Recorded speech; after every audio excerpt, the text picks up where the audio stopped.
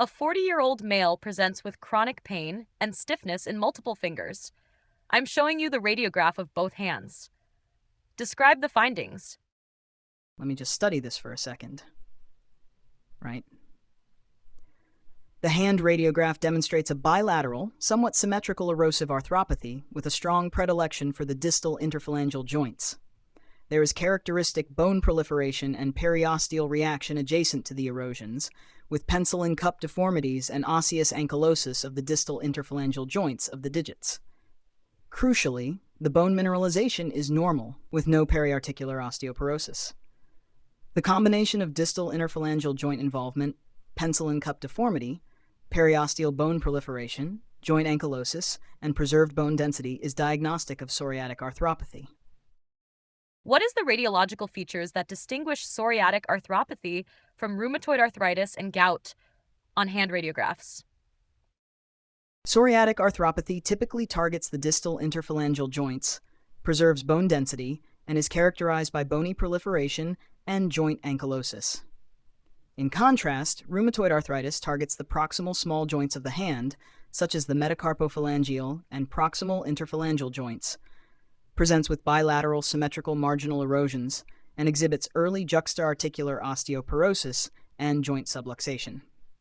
Gouty arthropathy presents as an asymmetric disease with characteristic punched-out juxta-articular erosions that display thin, overhanging sclerotic margins, accompanied by soft tissue tophi and preserved bone density in joint spaces until very late stages. I am showing you comparison radiographs of hands and feet from patients with rheumatoid arthritis and gout. Describe the findings and how they illustrate these differences. The first comparison radiograph shows hands with advanced rheumatoid arthritis, demonstrating bilateral symmetrical marginal erosions, metacarpophalangeal subluxations, ulnar deviation of the digits, and marked periarticular osteoporosis. The second comparison shows similar symmetrical subluxations and severe marginal erosions in the feet of a rheumatoid patient. The third comparison demonstrates gouty hands with classic punched-out erosions, showing overhanging edges and prominent soft tissue swellings representing tophi with preserved bone density. The final comparison shows gouty feet, highlighting large punched-out juxta-articular erosions with overhanging edges at the first metatarsophalangeal joints with preserved joint space.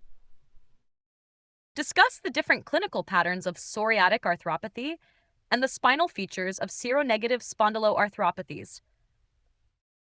Psoriatic arthropathy is a seronegative spondyloarthropathy affecting fewer than 5% of patients with psoriasis, and the joint symptoms can predate skin lesions in about 15% of cases.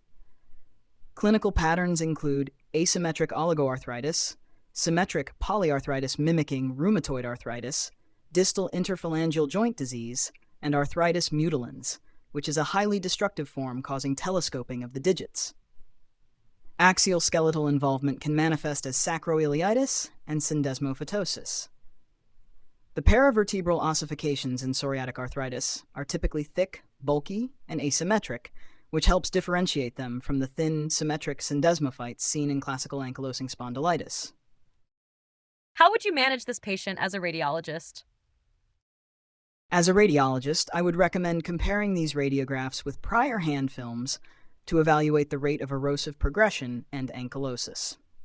I would recommend obtaining radiographs of the feet to evaluate for similar distal erosions, and radiographs of the sacroiliac joints and spine to screen for asymptomatic sacroiliitis or asymmetric syndesmophytes. I would promptly document these diagnostic features of psoriatic arthropathy and communicate them to the referring primary care provider. Finally, I would suggest referral to a rheumatologist to initiate disease-modifying anti-rheumatic drugs or anti-tumor necrosis factor biologic therapy to prevent further joint destruction.